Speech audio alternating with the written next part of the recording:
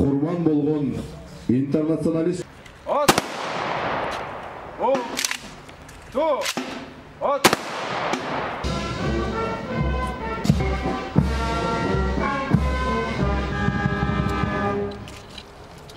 Ardagerleri, urmattуу бүгүнкү иш-чаранын коноктору. Мына өзүңүздөргө белгилүү болгондой 1989-жылы 15 февралда ошол аскерлердин Афганистандан чыгарылышкан күнү, мына ошондон бери бүгүндө биз ошол Афган согушунун ардагерлеринин эстеп, ошолорго майрам катары белгиленип келе жатат.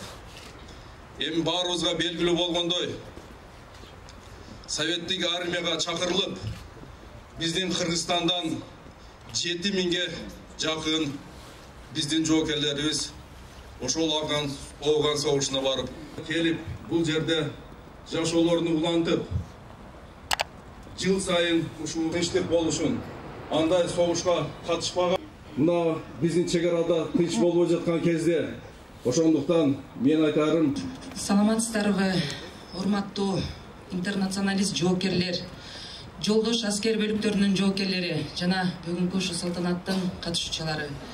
Бүгүн ушул жерде, ушул эстеликтин астында Совет аскерлеринин Ооган жергесинин чыгарылышынын 33 жылдыгын белгилеп турабыз баарыбыз.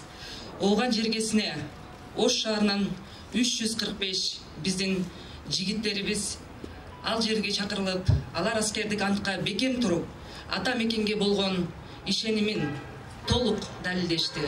Ата мекенге болгон ишеними бул тынчтык орнотууда өз милдеттерин абийирлүүлүк менен аткаргандыгы далил. Кан майданында эрдикти жарата алышты деп толук айта аламын. Тилекке каршы 19 баатыр эр азаматтарыбыз окко учушуп шейит кетишти. Бул согуш эки чоң саясий системанын тирешүүсүнөн келип чыккандыгына тарых күбө. Албетте, өз мезгилинде Ооган мамлекетинин тынчтык үчүн өз өмүрлөрүн кыйган биздин интернационалист жоокерлерибиз эрдиги биздин элесибизде төйлүп калат. Ошондуктан бул күнү биз Ооган согушунан кайтпай калган биздин эр азаматтарыбызды сыймыктануу менен эскерип, ушул учурдагы 363 ардагерлерибизге урмат сыйыбызды көрсөтүүбүз парыз. Белгилеп кетүүчү нерсе, Зиядин Исламович айткандай, 1990 жылы 2010 жылдары кайчылаш окуяларда биринчилерден болуп, элди толук тынчтандырууга алып келип, эл арасында түшүндүрүү иштерине кол кабыш кылдыңыздар. Сепаратист чыгымчылардын иш аракеттерине каршы туруп, улуттар аралык тирешүүнү жөнгө салууда ар кандай укук бузууларга жана талаптоочулуктарга жол бербей жигиттерди сиздердин салымыңыздар чоң. Ал эми 90-жылы, 2000-жылдары биздин мекенибизге кол салган эл аралык бандиттерге каршы күрөшүүдө сиздер биздин жаш жоокерлерибиз менен бирге колуңуздарга дагы бир ирет курал алып, мамлекетибиздин бүтүндүгүн сактоого чоң салымыңыздарды коштуңуздар. Сиздердин мындай аракетиңиздер өсүп келе жаткан биздин жаш муундарга чоң өбөлгө, чоң сыймык, чоң үлгү. Урматтуу интернационалист жоокерлер, эстеликтин жана жанына келип мына бүгүн баарыңыздар кол кармашып, бири-бириңиздер менен бир туугандай, бир атанын балдарындай кучакташып турганыңыздар бул шаардыктар өзгөчө биздин жаштарыбыз үчүн чоң тарбиялык мааниге ээ. Бул жерге Ооган согушунан кайтпай калган үй бүлөлөрдө мына келип турушат жакындары, алардын кайгысын, муңун эч нерсе менен толуктай албайбыз. Ошондой болсо да ата-бабаларыбыздан калган мына бүгүн салт боюнча бул үй бүлөлөр өздөрүнүн эр азаматтары менен сыймыктанса болот. Себеби алар кан майданында ата мекендин буйругун аткарып, баатырларча курман болушту. Мындай эрдиктер бүтүндөй муунду, эр жүрөктүүлүккө, биздин жаш муундар патриоттулукка тарбиялайт, коомду чыңалтып, жарандарды мекенчилик болууга үндөйт. Бүгүнкү кыргыз армиясынын, укук коргоо органдарынын, мамлекеттик жана муниципалдык кызматтарынын катары Ооган согушунда такшалган мекенчилик биздин бир топ офицерлер, жоокерлер жана кызматчылар менен толукталып келет. Мындай көрүнүш албетте мекенибизди өзүнүн карегиндей сактоого жана сүйүктүү өлкөбүз үчүн ак дилден кызмат кылууга түрткү берип келет. Урматтуу биздин аскерлер, биздин сыймыктанган жоокерлер, баарыңыздарга ден соолук каалаймын. Кыргызстаныбызда өсүп өнүгүү болсун.